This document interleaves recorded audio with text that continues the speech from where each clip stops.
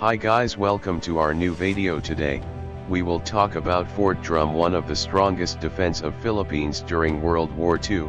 If you are new to my channel, don't forget to subscribe and click the notification bell button to keep you updated on our future videos only here in Glick Vulcan TV.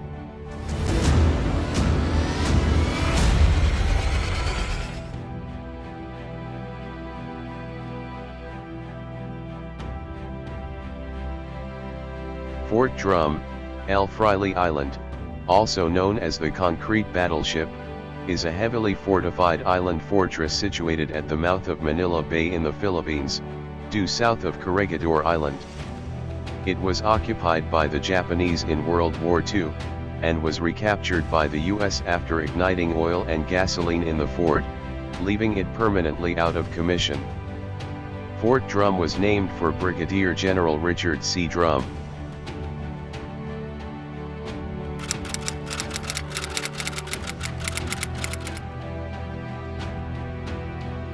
Initially, Fort Drum was planned as a mine control and mine casemate station. However, due to inadequate defenses in the area, a plan was devised to level the island, and then build a concrete structure on top of it armed with two twin 12-inch guns. This was submitted to the War Department, which decided to change the 12-inch guns to 14-inch guns mounted in twin armored turrets. The forward turret, with a traverse of 230 degrees, was mounted on the forward portion of the top deck, which was 9 feet below the top deck. The rear turret, with a full 360 degrees traverse, was mounted on the top deck. The guns of both turrets were capable of 15 degrees elevation, giving them a range of 19,200 yards. Secondary armament was to be provided by two pairs of 6-inch guns mounted in armored casemates on either side of the main structure. There were two 3-inch mobile AA guns on spider mounts for anti-aircraft defense. Overhead protection of the fort was provided by a 18 feet thick steel reinforced concrete deck. The exterior concrete walls of the fort were to be 25 to 60 foot thick.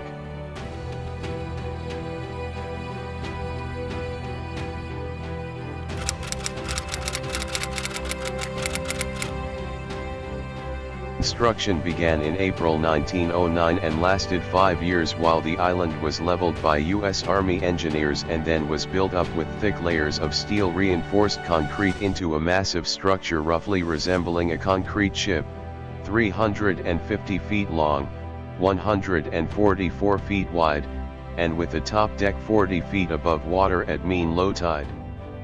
The 14-inch M1909 guns and their two custom-built turrets, dubbed batteries Marshall and Wilson, were delivered and installed by 1916. The secondary 6-inch M1908 guns, batteries Roberts and McRae, were installed the same year. Searchlights, anti-aircraft batteries, and a lattice-style fire control tower were mounted on the fort's upper surface. The living quarters for the approximately 240 officers and enlisted men, along with the power generators, plotting rooms, and ammunition magazines, were located deep inside the fort.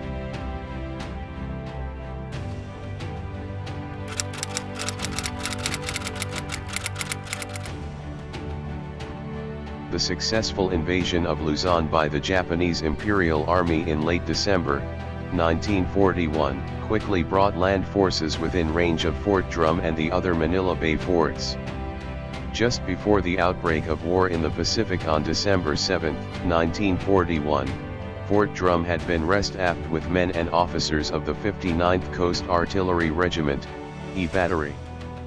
The wooden barracks located on the fort's deck were dismantled to provide an unobstructed field of fire for Battery Wilson.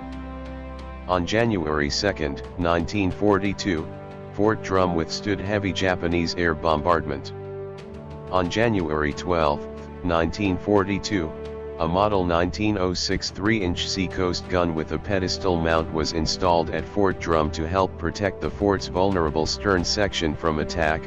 This weapon was known as Battery Hoyle, and on January 13, 1942, before the concrete emplacement was fully dry or the gun had been boresighted or checked for assurance level, became the first American battery of seacoast artillery to open fire on the enemy in World War II when it drove off a Japanese commandeered Island steamer, apparently bent on a close inspection of Fort Drum's heretofore vulnerable rear approach.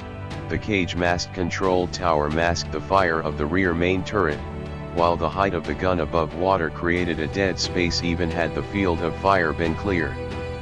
The first week of February 1942 saw the fort come under sustained fire from Japanese 150 mm howitzer batteries positioned on the mainland near Ternate.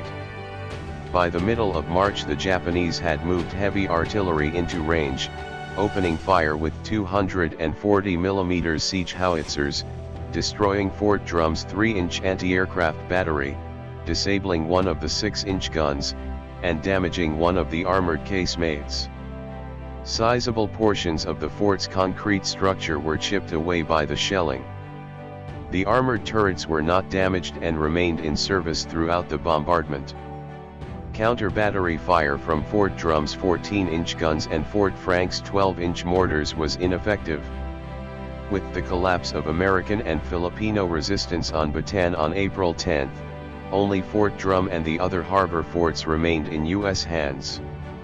On the night of May 5, the 14-inch batteries of Fort Drum opened fire on the second wave of the Japanese forces assaulting Corregidor, sinking several troop barges and inflicting heavy casualties. Fort Drum surrendered to Japanese forces following the fall of Corregidor on May 6, 1942, and was subsequently occupied by them until 1945. No U.S. personnel on Fort Drum were killed during the siege and only 5 were injured. The surrender of the Manila Bay forts marked the end of U.S. resistance in the Philippines. Thanks for watching, and that's where our video will end. And hopefully you get some historical knowledge in this video, and if you like this video, don't forget to like, subscribe and click the notification bell to stay updated on our future video.